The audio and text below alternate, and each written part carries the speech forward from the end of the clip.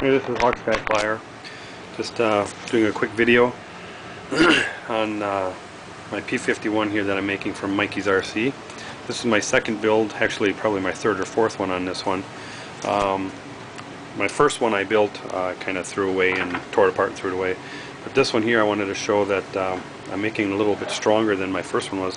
The first one I used Dollar Tree foam, which flew great. I built it I made double thickness out of the Dollar Tree foam, which is my sport trainer that I built. I did the same thing. I took and everything is double thickness. You behave. I don't know why my camera won't focus here, but everything's double thickness. Everything here, my wing is double thickness, except I made a KF foil, so now I got 4 thicknesses up here. This thing just flies really, really good. I just like this thing. And there's my orange 2.4 receiver. I bought off of eBay. I bought 4 of them. The things work great. But anyway, that's that plane. Back to this one, the P51.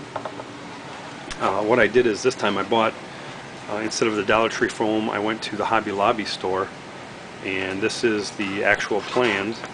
And what I did is I did 1 layer this time instead of 2 layers, and then I'm using an arrow, a carbon fiber arrow for a wing spar, and it works. I got it epoxied in there, and it don't bend that much. It does bend, but that's going to work great. And then also what I did on the fuselage, I did 1 layer also all the way around. I'll still gotta cut an angle here and there. But what I wanted to show is I've got the arrow in there for a spar, for strengthen, and then my epoxy I used for my motor mount. It's just a great big hunk of, I don't know if that's oak or probably oak. It'll probably snap off on me. Oak is not too strong of a wood. But then I got some layers in there so I don't have the extra, the V, like on this one here. I just went with that right there just for strength. And but I just wanted to show I've got a wing spar, or I mean an arrow down that goes right down to the back of the wood too. So I'm hoping if I ended up taking a nosedive or something like that, hopefully I won't. I'm getting pretty comfortable on flying, so I'm just, usually when I crash now is because of stupidity, like I'm trying to go too slow or something, but yeah, that's me. But I just wanted to show that I have a arrow in there for strength. In my wing, I got my wing spar, which is an arrow. And then just on the bottom I have a piece of packing tape. And I'm thinking of putting another one on the top here. It's really not that up. It doesn't stick up that much because it is flat on the bottom. But if you can't really see that, it sticks up a little bit. I don't know if it's enough to worry about, but I'm thinking of putting something here and then putting some packing tape down there just so I can get a little airfoil effect on there, but I'm not sure if I'm going to do that yet or not. I'll see how this goes. I still got to V the front for aerodynamics, because you know you really need that on the scale model. But anyway, I just wanted to show my video on this, and hopefully this will fly. Maybe I can get this done tomorrow. I'll fly it this weekend depending on the weather. We had a good couple days, but it's really hot, and now it's really raining again.